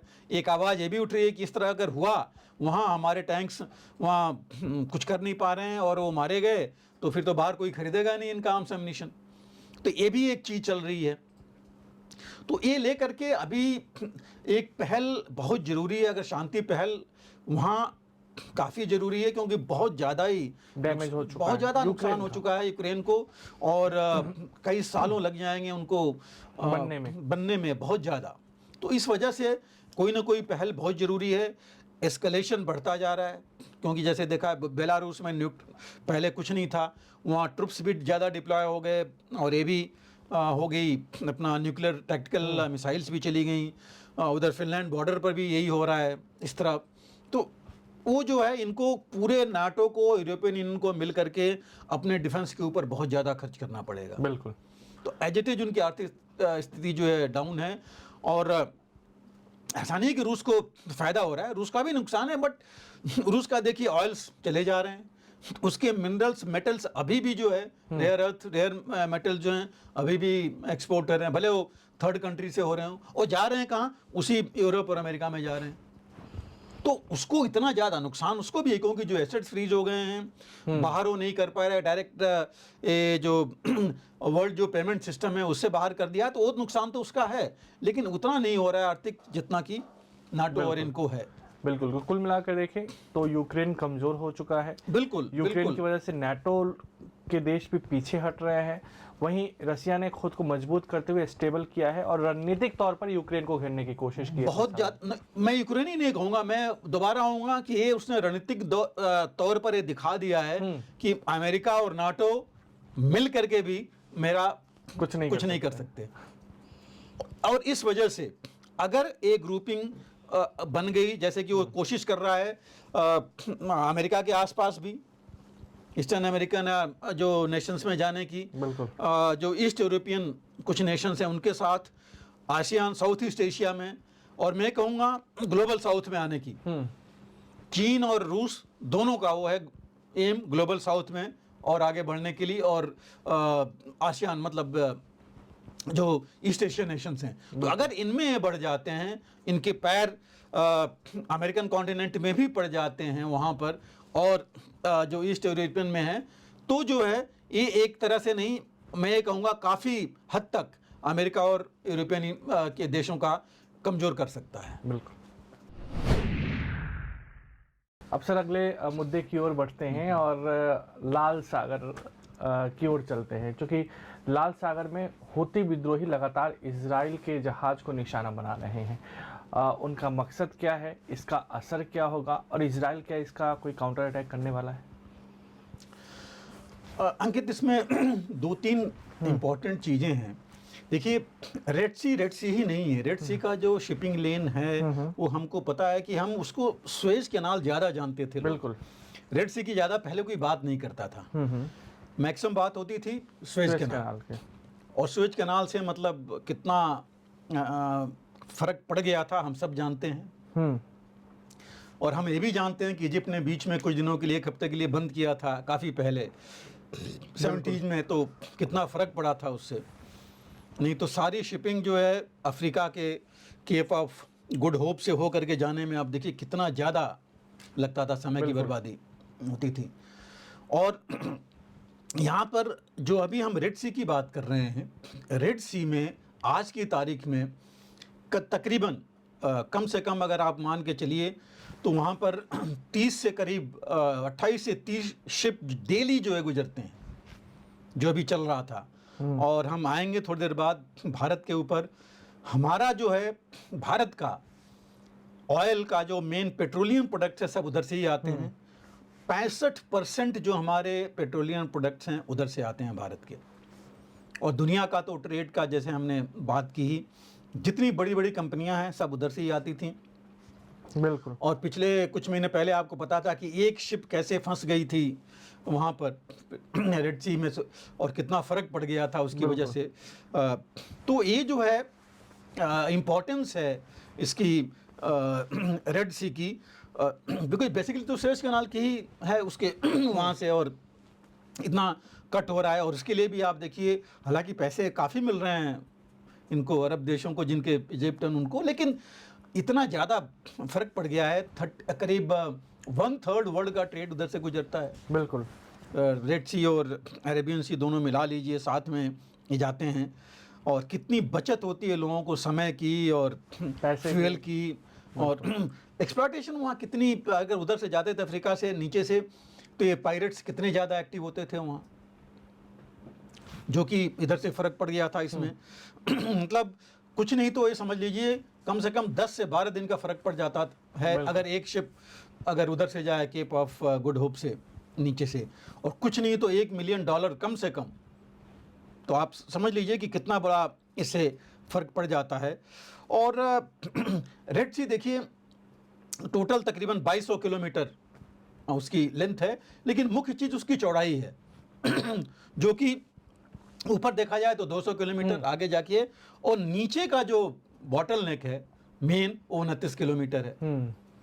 और जो कि यमन का ही, यमन से ही तो उसका तो, और यमन में ही होतीज एक्टिव है। तो इस वजह से वहाँ ये बॉटल नेक है जो कि जिसकी वजह से ज़्यादा फ़र्क पड़ता है। और स्ट्रेट ऑफ बॉब एल जो मंडेब है, जहाँ पर हम कहते हैं कि गल्फ ऑफ एडन और इंडियन ओशन ज्वाइन करता है, वहाँ पर जो है वो सबसे कम है। और वहीं इसी की वजह से जो है ये प्रॉब्लम आ रही है। और जो की रूट है ये यूरोपियन यूनियन के लिए, अफ्रीका के लिए, और हमारा इधर एशिया के लिए ये की एक ट्रेड रूट है। इसकी वजह से सिर्फ हम ही अफेक्टेड नहीं, यूरोपियन यूनियन अफेक्टेड है और बाकी अफेक्टेड हैं। तो ये काफ़ी चीज़ें हैं वहाँ से जो ये ट्रेड के हिसाब से आज से नहीं, और बहुत पहले से, जब से सुएज कैनाल बनी है, और नहीं भी बनी थी, बीच का रूट नॉर्थ अफ्रीका के लिए और अरब वर्ल्ड के लिए यही होता था। अभी जहाँ तक सवाल है इनका, आप देखेंगे हौतीज़ का, हौतीज़ बेसिकली एक देखा जाए तो ये मुस्लिम गुट है, सपोर्टेड बाय ईरान, और हिजबुल्लाह भी उनके साथ में है एक्चुअली। और ये यमन की जो शिया मुस्लिम गुट है उसके एक माइनॉरिटी हैं जैद्स, उनके जो है ये मूवमेंट, जो उन्होंने एक मूवमेंट वहाँ बनाया था यमन में। आपको पता है कि यमन में हुती ने जो है लगभग सरकार चला रहे हैं, बिल्कुल उन्हीं का। हालांकि वो पॉलिटिकली इतने एक्टिव नहीं है, मिलिट्री नहीं है, बट टोटल मिलिटेंट्स हैं वो। और ये पूरी गवर्नमेंट वहाँ चला रहे हैं यमन में, उन्हीं का बोलबाला है सब कुछ। और उनको ईरान खुल करके सपोर्ट देता है, यमन में उनका बेस है, और सपोर्ट इसलिए देता है कि वो शिया गुट से हैं। तो ये जो मैंने आपसे पहले हम लोग बात कर रहे थे कि अरब वर्ल्ड में शांति आएगी नहीं, क्योंकि इनकी इंटरनल गुटबाजी तो ये खत्म होने वाली नहीं है। जो हम ईरान पाकिस्तान में देखे थे, जो हमला हुआ था पुलिस चौकी पर, और अभी भी यहाँ भी हम तकरीबन वही देख के चल रहे हैं। दूसरा, अगर आप देखिए मूवमेंट के जो फाउंडर थे हुसैन अल हौती, उसकी उनके नाम पर है ग्रुप हुती चल रहा है। हुती चल रहा है, और पूरी ये ग्रुप जो बना है उसी में बना है, और ये शियाज के लिए जो है लड़ते रहे हैं वहाँ पर। हालांकि वहाँ भी शिया माइनॉरिटी में है यमन में, लेकिन इन्होंने जो है काफ़ी वहाँ पर कब्जा कर रखा है, अपना बढ़ा रखा है। और ये इजराइल के पूरे समर्थक हैं, हिजबुल्लाह से समर्थक हैं, हिजबुल्लाह रादर मैं कहूँगा इनका समर्थक है। उनकी पूरी ट्रेनिंग और हथियार हिजबुल्लाह देता है, पूरी ट्रेनिंग करता है। और आपको पता है हिजबुल्लाह तो आर्मी से भी बड़ा है, बिल्कुल। उनके पास एयर नेवल हुती को सपोर्ट हिजबुल्लाह देता है। ट्रेनिंग और बाकी, बिकॉज ईरान सामने आकर के तो देगा नहीं, तो ये छोटे हुए हैं। और चूंकि ये जो हिजबुल्लाह, यमन, हुती, जो ये सारे जो हैं ये एक तरह से ईरान सपोर्टेड तो ही हैं। और इन्होंने एक बनाया था एक्सिस ऑफ रेसिस्टेंस, जो ईरान बनाया था, ईरान ने बनाया था, इन्होंने मिल के बनाया था axis of resistance, basically Israel के खिलाफ, पैलेस्टीनियंस की मदद के लिए। और धीरे धीरे मैं कहूँगा अमेरिका और नाटो के, मतलब यूरोपियन यूनियन, वेस्ट के खिलाफ भी एक तरह से हो गया, लेकिन केंद्रित अभी भी ये है इजराइल के खिलाफ इनका गुट, जो एक्सेस ऑफ रेजिस्टेंस है। और उस वजह से ये आपस में एक दूसरे को सपोर्ट करते रहते हैं। बिल्कुल। तो ये इनका मेन जो है एम है। और एम अब कनेक्शन तो इन्होंने देखिए रेड सी में बोला है, क्योंकि रेड सी तो मैंने कहा यमन से बॉर्डर करता है, पूरा लंबा चौड़ा है, तो आप देख लीजिए। हालांकि सऊदी अरेबिया भी है, लेकिन मिलिटेंट ग्रुप ये हैं, इनके पास ड्रोन हैं, मिसाइल्स हैं जो इस्तेमाल कर रहे हैं। कहना इनका सिर्फ ये था, इन्होंने एक्टिविटी बढ़ाई थी 7 अक्टूबर के बाद, रादर मैं कहूँगा 17 अक्टूबर के बाद। इनका कहना था कि जो भी शिप में इजराइल का कोई कनेक्शन होगा हम उसको टारगेट करेंगे, उसको जाने नहीं देंगे। ये हमास और इजराइल युद्ध की वजह से ये उसकी हुती टारगेट कर रहे हैं इजराइल के शिप को। एग्जैक्टली, अभी पहले इतना एक्टिव नहीं थे, बिल्कुल, लेकिन इन्होंने उस शिप्स पर अभी वो करना शुरू किया है। दूसरी चीज मैं इसमें ऐड करूंगा कि देखिए पहले बहुत एक्टिव तो नहीं थे, अब ये कर रहे हैं। और अभी तक उन्होंने तकरीबन 15 जहाजों पर कर रखा है, जिसमें 3 तो आपने देखा हमारे हिंदुस्तान की थी। बिल्कुल। और ये 3 जो है उनमें से ये बल्कि वहाँ से आगे आ गई थी, अरेबियन सी में आ गई थी। और एक तो हमारी सिर्फ गुजरात जो हमारा पोर्ट है वहाँ से 370 किलोमीटर दूरी थी, तो ये भी नहीं था कि ये वहाँ थी, रेड सी में थी। तो यहाँ तक ये है, जिसका अमेरिका ने तो ये बताया कि ये अटैक जो है ईरान की वजह से हुआ है, ड्रोन से हुआ था हमला, ड्रोन से मिसाइल इन्होंने दागी थी। तो ये लेवल जो है यहाँ तक आ गया है, जो कि और अभी भी हुती का कहना है कि हम तो इजरायली कनेक्शन है उससे कर रहे हैं। अब उनको कनेक्शन कौन दे रहा है कि शिप आ रही है कार्गो लेकर के भारत में, उसमें जो है ओन जो है उसको शिप किसी और देश की है, हालांकि उसमें शेयर है, फाउंडर उसके इजराइल से भी हैं। अब एक कनेक्शन लेके उनका कहना है कि इन्होंने हिट किया, जबकि एम तो ये था कि इजराइल में सामान नहीं जाना चाहिए। बिल्कुल, सामान तो अलग आ रहा है। इसी तरह उन्होंने एक इंग्लैंड के भी शिप पर किया। तो ये जो चीज़ थी जो है, मैं कहूँगा कि ये मुझे लग रहा है कि ये चीज़ चाहे ईरान का सपोर्ट तो ओपन हो गया है, अभी उनके सपोर्ट से हो रहे हैं, लेकिन ये ओवरऑल वर्ल्ड इकोनॉमी के लिए, ट्रेड के लिए ठीक है नहीं। बिल्कुल। और जहाँ तक मैं होती की बात कर रहे थे, देखिए ये भी एक तरह से अनडिक्लेयर्ड एक मिलिट्री पावर बन चुके हैं, जिस तरह से अटैक कर रहे हैं। देखिए इन्होंने मिसाइल्स दागी इजराइल में, यहाँ भी मिसाइल से फायर कर रहे हैं, ड्रोन से इनके पास कहने के लिए टैंक्स भी हैं, हिजबुल्लाह की तरह इनके पास भी हैं। तकरीबन वो कहते हैं कि 1 लाख के आसपास इनके लड़ाके हैं, जो कि हिजबुल्लाह तो डिक्लेयर्ड है, हाँ, बट इनके पास भी तकरीबन उतने हैं और ट्रेंड हैं। तो ये कुछ चीज़ें हैं जो कि इनके साथ हैं। लेकिन देखिए ताज्जुब की बात यह है कि अमेरिका ने भी हौतीज़ को अभी तक कोई टेररिस्ट बैन नहीं किया है, या टेररिस्ट ग्रुप डिक्लेयर नहीं किया है अभी भी। ये बड़ी चीज़ बता रहे हैं। तो ये एक तरह से मैं कहूँगा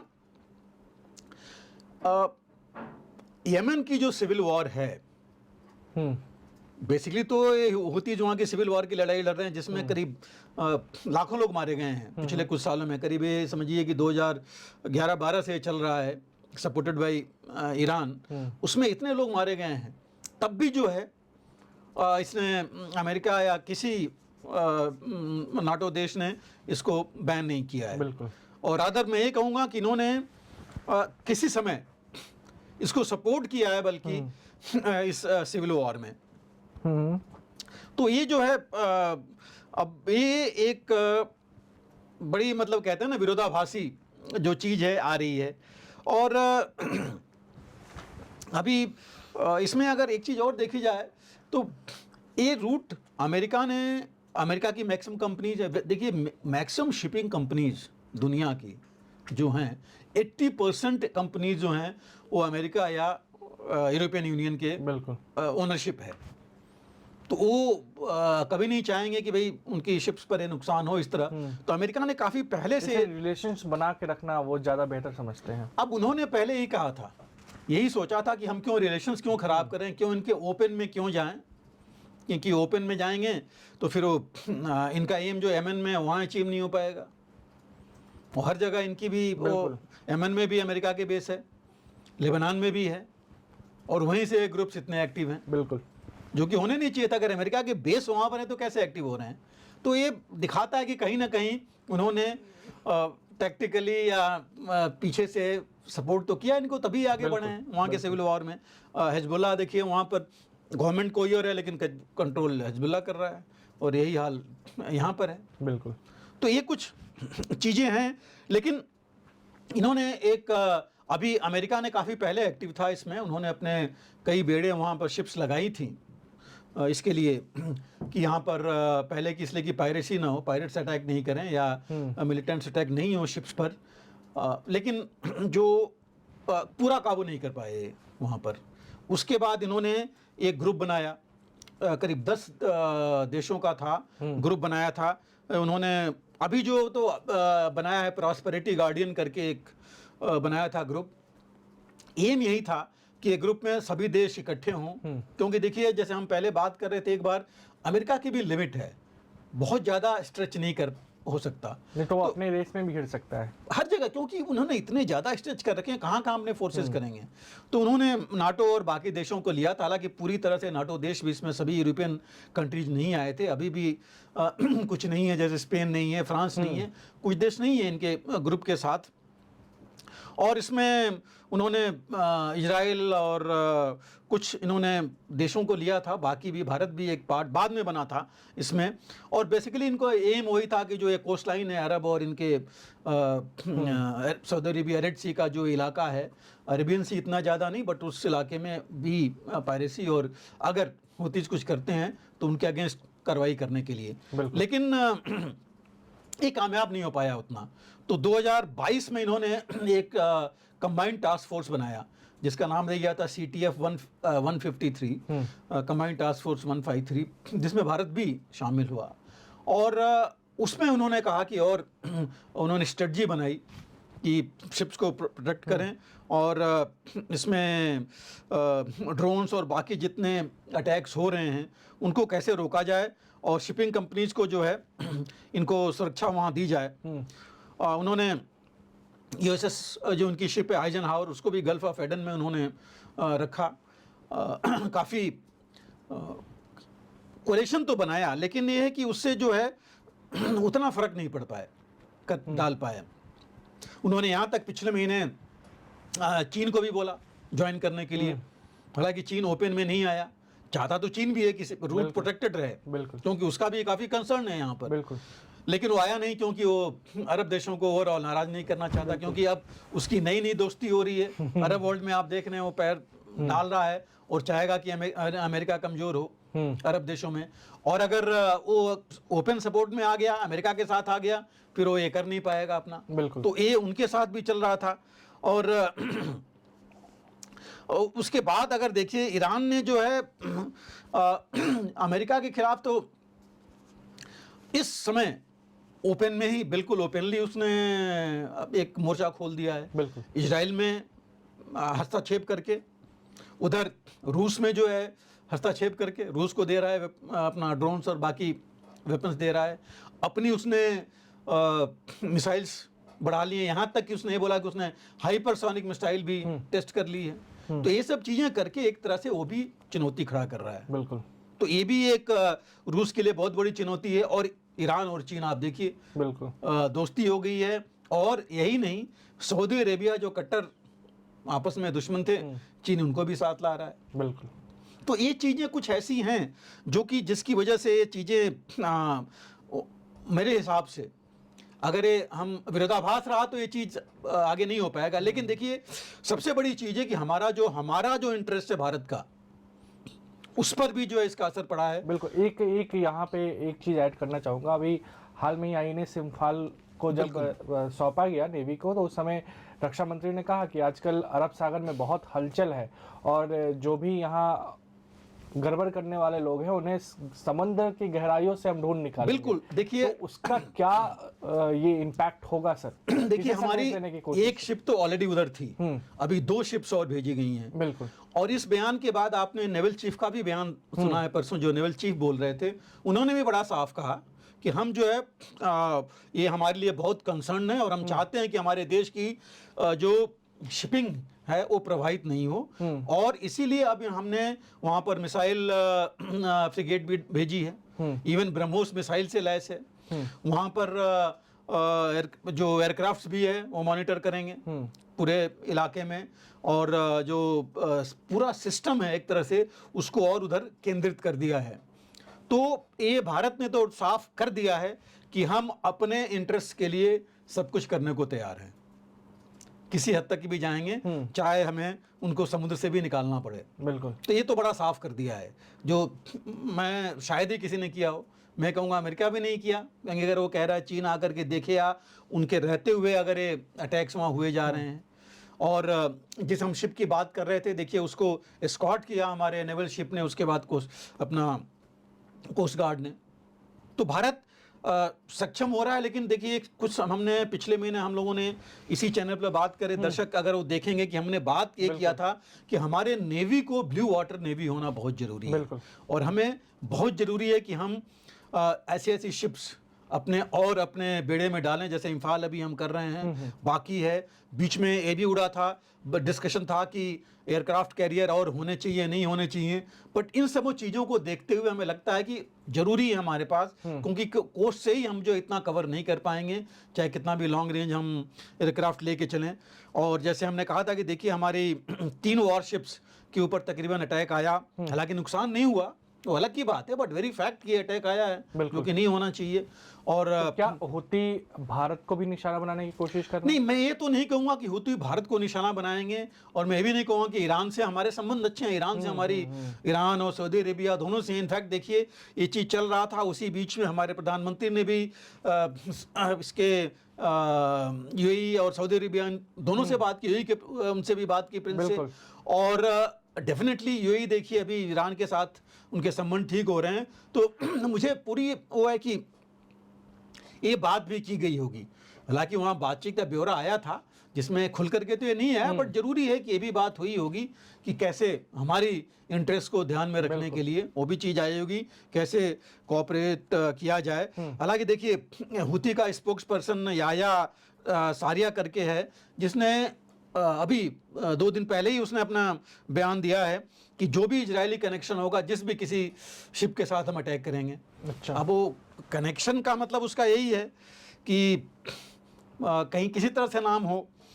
और जैसे मैंने आपसे कहा कि देखिए 35 शिप पर डे उधर से जा रही हैं, आ रही हैं। तो अभी 4 दिन पहले अमेरिका ने करीब 12 ड्रोन्स को मार गिराया था। अब ये कैपेबिलिटी 12 ड्रोन्स की आ कैसे रही है? अगर हम इतना प्रेजेंस अमेरिका रख रहा है, अगर उसकी इतनी डोमिनेंस है, तो ये ड्रोन्स तो कोई उड़ा ही नहीं पाना चाहिए। बिल्कुल। तो इसका मतलब कि कहीं ना कहीं ऐसा है कि कुछ ताकतें हैं जो कि ये जानबूझ करके लगी हुई हैं कि ये नुकसान हो। और जो हम भारत की बात कर रहे थे, मैं नहीं कहूँगा ईरान है, लेकिन मैं जरूर कहूँगा कि सिर्फ हुतीज हमारे ऊपर नहीं है, सिर्फ ईरान नहीं है, अगर ईरान का है तो, क्योंकि मंशे में इसमें कुछ और भी इन्वॉल्व होंगे कि भारत जितना तेजी से आगे बढ़ रहा है इकोनॉमिक फ्रंट पर, जितनी तेजी से हम एक मैन्युफैक्चरिंग इकॉनमी बन करके और ट्रेड हम इतना आगे बढ़ा रहे हैं, उसको कहीं ना कहीं कोई कोशिश हो रही है कि उसको कमजोर किया जाए। अब हिमालय पार तो नहीं जा रहे हैं। देखिए, मैं अब उसमें एक वो नहीं लूँगा, ये भी एक विषय है जो हम लोग जरूर बात करेंगे। हो सकता है थोड़ा और, चूंकि ये घटना अभी आई है हाँ। और धीरे धीरे चीज़ें हमें और आगे आएंगी, लेकिन मैं जरूर कहूँगा कि इंटरेस्ट कुछ और के भी होंगे, पार्टी हैं, बिल्कुल होना है, क्योंकि ये चीज़ जो नहीं हुई आज तक, वो पार्टी हो रही है इसमें, तो वो चीज़ तो मतलब कुछ और, लेकिन बहुत अच्छा एक्शन है हमारा कि भारत ने दिखा दिया है कि हम किसी पर डिपेंडेंट नहीं रहेंगे, न अमेरिका पर, न रूस पर, न चीन पर। हम जो है अपने इंटरेस्ट को खुद ही वो करेंगे। लेकिन 2-3 चीज़ें मैं जरूर क्वेश्चन मार्क जो मैं कह रहा था इस पर है। एक ये है कि अगर ये हो रहा है और अमेरिका कह रहा है हमसे कि हुतीज कर रहे हैं, ईरान कर रहे हैं, तो डायरेक्ट एक्शन वो खुद क्यों नहीं ले रहा है जब उसके बेसेज वहाँ पर हैं? सीधा एक्शन क्यों नहीं ले रहा है बिल्कुल हुतीज के ऊपर या ईरान की तरफ? क्योंकि सिर्फ हमारे शिप्स तो है नहीं, तकरीबन 15-20 शिप्स हो गए, 2-3 निकाल दीजिए तो 12-13 तो इन्हीं लोगों के हैं। बिल्कुल। तो ये कहने के बाद क्यों कोई कॉन्क्रीट एक्शन नहीं हो रहा है? हम डिप्लॉय किए जा रहे हैं, मजबूती रखेंगे, अपनी ये शिप भेज देंगे, लेकिन रोक नहीं पा रहे हैं उनको। दूसरा जो है, अरब देश जितने हैं उनको भी जो है थोड़ा सोचना पड़ेगा कि अगर ये चीज़ होगी तो नुकसान उनका भी होगा, उनके बिजनेस पे भी असर पड़ेगा, उनके बिजनेस से भी असर पड़ेगा। और अगर दुनिया के देश जिनके की ये शिपिंग रूट हैं, अगर वो नेगेटिव सोचने लेंगे, इनके खिलाफ होंगे, तो नुकसान इनका ही होगा, क्योंकि किसी अरब देश की अपनी मैन्युफैक्चरिंग इकॉनमी नहीं है। बिल्कुल। वो दूसरे के ऊपर ही डिपेंडेंट हैं अपने डे टू डे चीज़ों के लिए, तो नुकसान उनको भी कुछ ना कुछ पड़ेगा। और अभी देखिए, फ्रांस, इटली, स्पेन, ये अभी भी ये जो हम कंबाइंड टास्क फोर्स की बात कर रहे थे उसके अंदर नहीं आए हैं। बिल्कुल। क्योंकि वो अमेरिका के अंडर नहीं काम करना चाहते। उनका कहना है कि हम नाटो की फोर्स बने, नाटो में हम रहेंगे। तो ये विरोधाभास आपस में है, और जब तक ये विरोधाभास रहेगा तब तक मुझे नहीं लगता कि ये चीज़ होगी। लेकिन हमारे लिए अगेन बहुत बड़ा एक लेसन है। बिल्कुल। कि जैसे हमने, आप बात कर रहे थे पहाड़ों की, हिमालय की, जैसे हमने वहाँ पर रोका था, अपनी ताकत दिखाई थी, वही ताकत हमको अरब सागर में भी दिखानी पड़ेगी। और अरब सागर नहीं, मैं कहूँगा जहाँ जहाँ हमारे इंटरेस्ट हैं, इंडो पैसिफिक के लिए हम कर ही रहे हैं, लेकिन इससे हम एक लेसन और है कि हम दूसरों पर डिपेंड नहीं हो सकते। बिल्कुल। अमेरिका, यूरोपियन यूनियन और बाकी पर बिल्कुल हमको खुद सक्षम होना पड़ेगा कि हम चाहे रेड सी है या उधर इंडो पैसिफिक है, हम सक्षम हैं अपनी जो है ताकत दिखाने की और अपने इंटरेस्ट को बचाने में। बिल्कुल। और जरूरत हुई तो साउथ चाइना सी भी जाएंगे। बिल्कुल, डेफिनेटली, बिल्कुल सही है। हमारे विदेश मंत्री रूस दौरे पर गए थे और रूस के राष्ट्रपति पुतिन से भी उनकी बातचीत हुई है, विदेश मंत्री से भी बातचीत हुई है। भारत रूस संबंध किसी से छिपा नहीं है और किसी को बताने की जरूरत भी नहीं है कि क्या है। बिल्कुल, वो सबको पता है और आज से नहीं, चर्चाएं भी लगातार होती रहती हैं और प्रधानमंत्री नरेंद्र मोदी को इसके लिए इन्विटेशन भी आया है। वर्तमान में इसके बाद भारत रूस क्या करने वाले हैं, मोदी अगर रूस जाते हैं तो क्या हो सकता है, और जैसा कि मोदी की गारंटी की चर्चा देश में ही नहीं पुतिन भी कर रहे हैं, तो कुछ तो बात होगी सर। बिल्कुल अंकित, देखिए, हमने जब 2 साल पहले, 1.5 साल पहले जब ये लड़ाई हुई थी रूस यूक्रेन की, वो जिस तरह भारत का स्टैंड था, जिसको कि देखा जाए तो पूरा यूरोप और अमेरिका वो कह रहे थे कि नहीं, भारत को अगेंस्ट, रूस के अगेंस्ट स्टैंड लेना चाहिए और ये बीच में है। और देखिए, अभी वही खुद कह रहे हैं कि भारत का स्टैंड जो है उसको ठीक मान रहे हैं। बल्कि मुझे लग रहा है कि उनको, वो खुद सोच रहे हैं कि वो भी अगर दोनों की तरफ होते, रूस और यूक्रेन मिल करके शायद उनकी शांति वार्ता करा देते तो चीज़ें ठीक रहती, इतना बर्बादी नहीं होती। दूसरी चीज़, जो स्ट्रेटेजिक इंडिपेंडेंस की बात भारत ने की थी, मोदी जी ने की थी, कि हम जो है अपने नेशनल इंटरेस्ट को देख रहे हैं। हमारी policy, foreign policy, internal policy, external policy, सारी पॉलिसी जो है स्ट्रेटेजिक इंडिपेंडेंस के ऊपर है। बिल्कुल। हम न इधर की बात करेंगे न उधर की बात करेंगे, सीधी बात करेंगे जो हमारे इंटरेस्ट की हो और दूसरों की भी इंटरेस्ट के बारे में, सबको साथ को लेके चलने की बात, और वही कर रहे हैं। हम अमेरिका को भी साथ लेके चल रहे हैं, रूस को भी साथ लेके चलना चाहते हैं। रूस भी हमारे साथ रहा है अमेरिका भी रहा है, हालांकि एक आध जगह अमेरिका से जरूर हमारा थोड़ा मैं कहूँगा डिस्ट्रैक्शन था, अभी भी हो ही जाता है। हो जाता है बिल्कुल। देखिए नेशनल इंटरेस्ट तो सबका है, अमेरिका भी अपना नेशनल इंटरेस्ट लेके चल रहा है। बिल्कुल। कल को अगर उसको जरूरत तो हो सकता है कि हमें डम करके वो दूसरा अपना इंटरेस्ट देखे। और अब वही फैक्ट देखिए, हम बात कर रहे थे कि हूतीस को अमेरिका अभी तक क्यों नहीं, अगर इतनी प्रॉब्लम है तो क्यों नहीं उनको बैन कर रहा है।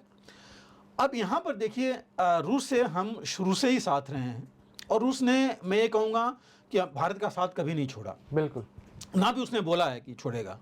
चाहे वो चीन के साथ हो, उसने भी बोला कि नहीं ये बातचीत से होनी चाहिए। बिल्कुल, जो बात हमने कही वही बात उसने वहाँ पर कही थी। उन्होंने चीन का साथ लिया था, ना हमारा साथ दिया था, लेकिन हमारे बरखिलाफ भी नहीं बोला था। और अभी देखिए ये जो लीडर लेवल मीटिंग्स होती थी वहाँ पर हमारे प्रधानमंत्री और वहाँ के प्रधानमंत्री के बीच में, ये तकरीबन 21 साल से चल रही है, कोई नई नहीं है। हाँ। बीच में जरूर हो रही हैं 2 साल जब से रशिया यूक्रेन की लड़ाई हुई पिछले साल, और इसमें ये दोनों बीच में थोड़ा नहीं हुआ, लेकिन G20 में भी नहीं आए थे। G20 में भी नहीं आए थे, बट इससे पहले हमारे प्रधानमंत्री वहाँ जाते रहे 1 साल, दूसरे साल वो यहाँ आते रहे हैं। और बीच में हमने देखा उत्तर पुलदल था थोड़ा सा, लेकिन इस बार ऑनलाइन मीटिंग लास्ट ईयर थी, इस बार हमारे जयशंकर 5 दिन की विजिट पर वहाँ गए हैं, और बहुत गर्मजोशी से बातें हुई। उन्होंने वहाँ उनके फॉरेन मिनिस्टर से मिले हैं, और उन्होंने उनके जो डिप्टी जो प्राइम मिनिस्टर हैं, जो कि ट्रेड एंड कॉमर्स वगैरह इंडस्ट्री देखते हैं, उनसे बातचीत हुई है। पुतिन से भी हुई है और पुतिन से उसके बाद वो मिले हैं। उन्होंने प्रधानमंत्री का पत्र भी उनको दिया है, और उन्होंने ये भी बताया कि क्या बातचीत दोनों के बीच में हुई हैं। और पुतिन देखिए शुरू से हर फोरम में हमारे प्रधानमंत्री को अप्रिशिएट करते रहे हैं। बिल्कुल, हमेशा कहते रहे कि ऐसे लीडर की जरूरत है। हर जगह, देश में विदेश में भी वो बोलते रहे हैं, और इस बार भी उन्होंने कहा है। और हमेशा ये नहीं कहते, वो हमेशा कहते हैं हमारे मित्र जो हैं प्रधानमंत्री मोदी। बिल्कुल, लेकिन वो इसलिए नहीं कह रहे हैं कि कोई आपस में उनकी रिलेशनशिप है, कोई और बात है। वो मोदी हमारे प्रधानमंत्री और हमारे देश बिल्कुल जितना आगे जा रहा है उसको देख के ही उन्होंने बोला। और जिस तरह हम अपनी विश्व नीति या रणनीति को लेके चल रहे हैं, बिल्कुल, उसको देख के उन्होंने बोला है।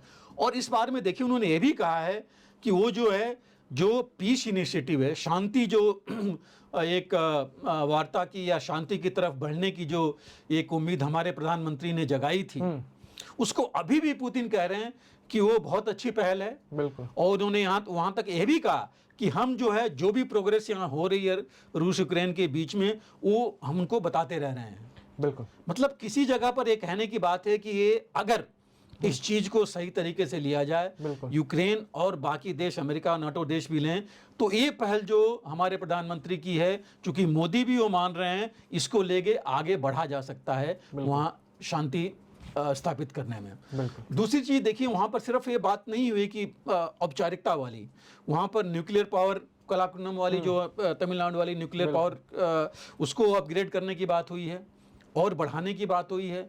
इसके अलावा कुछ ज्वाइंट प्रोडक्शन, डिफेंस प्रोडक्शन की भी बात हुई है कि यहाँ जो है कि डिफेंस प्रोडक्शन की भी बात हुई है कि वो जो यहाँ पर दोनों देश मिल करके करेंगे और इसको लेके आगे बढ़ेंगे। बिल्कुल, तेल का देखिए, हम लार्जेस्ट इंपोर्टर बन गए हैं रूस के लिए, रूस से। लेकिन देखिए कुछ चीज़ें हैं, अब ट्रेड की बात तो है, इंपोर्ट हम, मेरे ख्याल से जहाँ तक मेरा आइडिया है, $45 बिलियन के आसपास हमारा इंपोर्ट हो गया है रूस से ओवरऑल, बट एक्सपोर्ट हमारे बहुत कम है।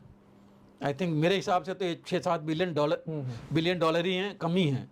और रूपी और जो रूपी ट्रेड वाली जो बात थी वो आगे नहीं बढ़ पाई, वो रोकी दी गई 1 महीने पहले, क्योंकि ऑलरेडी रूस के पास रुपए इतने पड़ गए थे कि उनको समझ में आ रहा था कि क्या करें, क्योंकि रुपये की फुल कन्वर्टेबिलिटी है नहीं, हमारी पार्शियल कन्वर्टेबिलिटी है।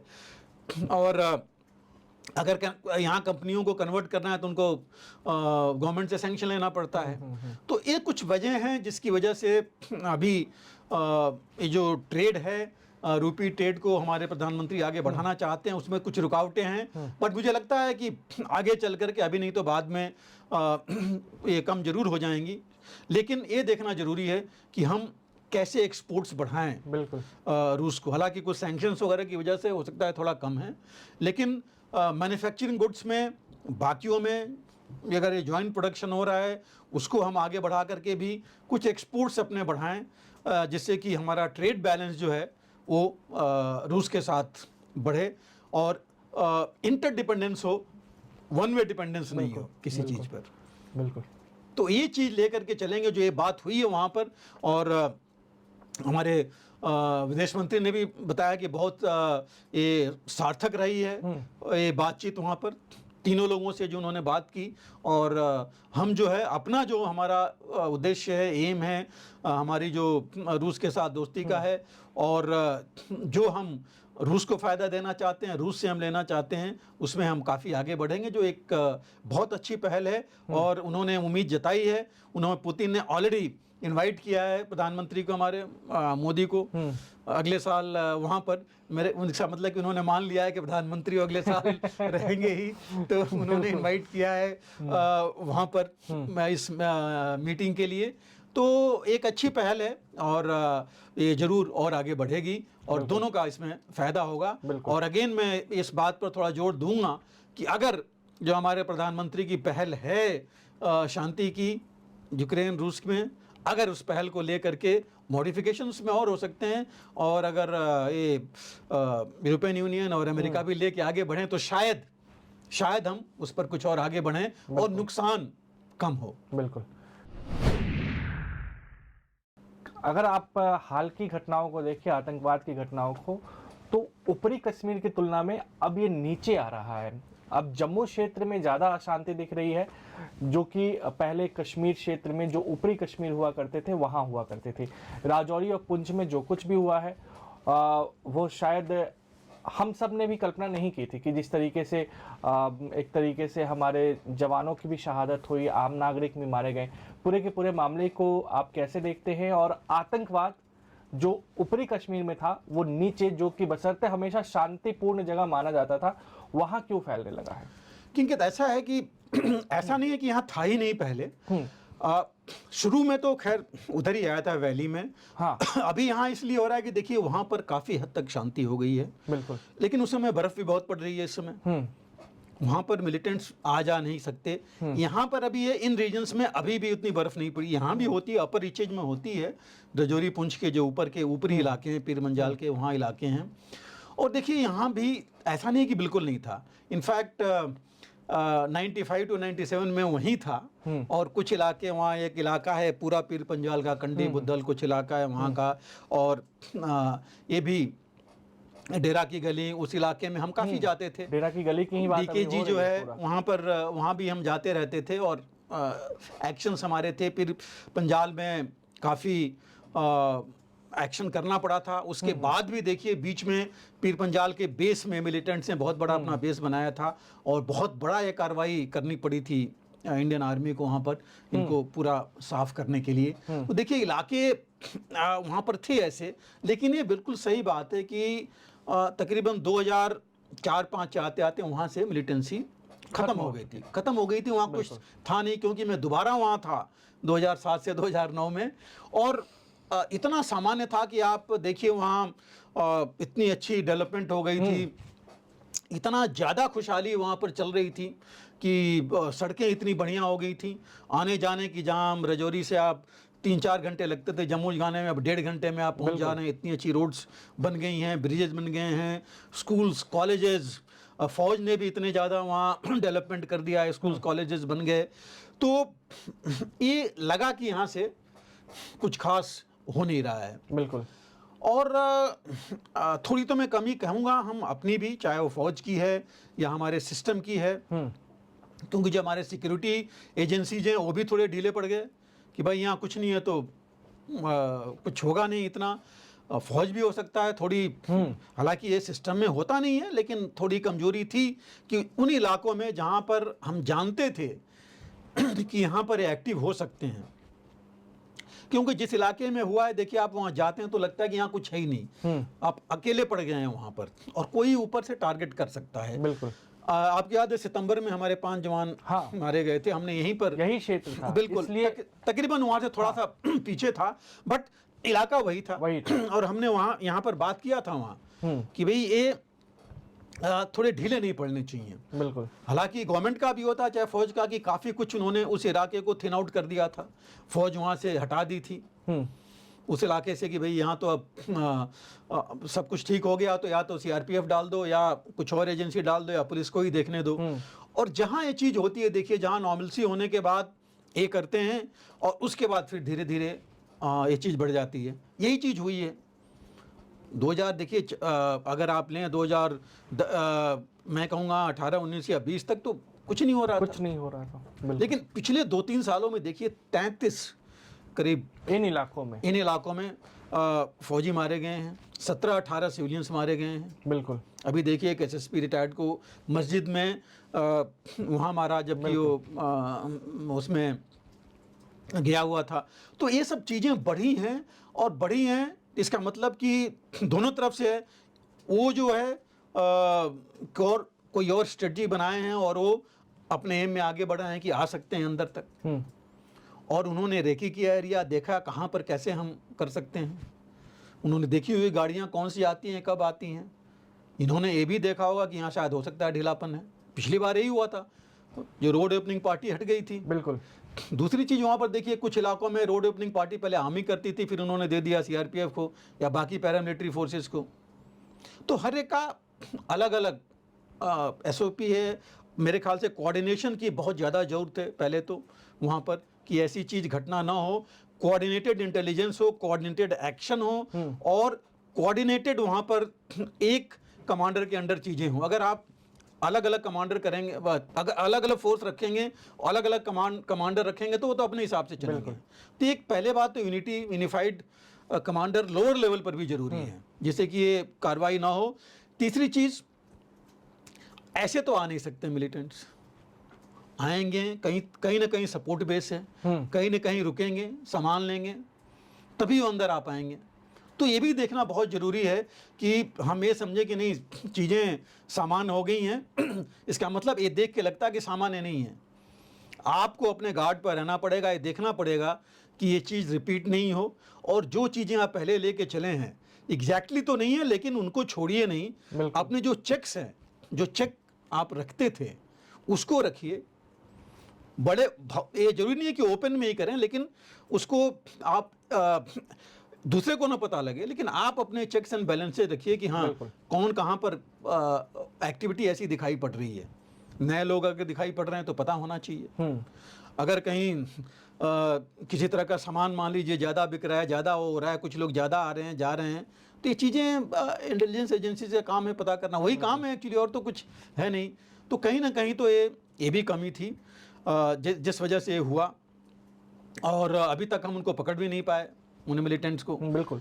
और ये खबर तो ये भी थी ना कि एक आतंकी डेड बॉडी तक को लेके भाग गया अपने साथ वाले की। वही मैं कह रहा हूँ कि ये जो है ऐसी चीज करना, ये तो नॉर्मल नहीं होता। नॉर्मली आतंकी तो भाग जाते हैं, छिप जाते हैं। इसका मतलब कि ये बड़े ट्रेंड आतंकी हैं। या मैं ये कहूँ कि जैसे पहले मैं जब वहाँ था उस समय भी हमने पकड़े थे 1-2 जो कि उनके फौज के थे, वो भी कमांडोज थे, जिसको उन्होंने पेपर पर भगोड़ा दिखा दिया और आतंकी बना के भेज दिया। तो हो सकता है उस लेवल में भी ये हों। बीच में कुछ खबर आई है कि उनके कुछ इंट्रूडर्स मारे गए, उसमें जो है उनके फौज के थे। तो हमें थोड़ा सा और चौकन्ना रहने की जरूरत है, और लोगों को भी अपने साथ लेके चलना है कि वो भी चौकन्ना रहें। आफ्टर ऑल आज ठीक है, आज जो फौज का वो कर रहे हैं, कल जो है उनके ऊपर भी ये चीज़ें जाएंगी। बिल्कुल। तो ये जरूर एक चीज़ है जो कि हमें इस पर और ज़्यादा हम मतलब मैं नाम लोग तो ही हैं, गवर्नमेंट और जितने वहाँ पर सिक्योरिटी एजेंसीज हैं, उनको ध्यान ज़्यादा देना पड़ेगा। बिल्कुल। तो ये था हमारा खास कार्यक्रम शौर्य पथ। हमेशा की तरह इस कार्यक्रम में हमारे साथ मौजूद रहें brigadier DS Tripathi ji. Sir आपका बहुत बहुत धन्यवाद। अगर आप भी लेना चाहते हैं देश दुनिया की तमाम जानकारी, तो आज ही सब्सक्राइब करें हमारे चैनल को। साथ ही नीचे दिए बेल आइकन को जरूर दबाएं ताकि हर अपडेट आप तक पहुंच सके।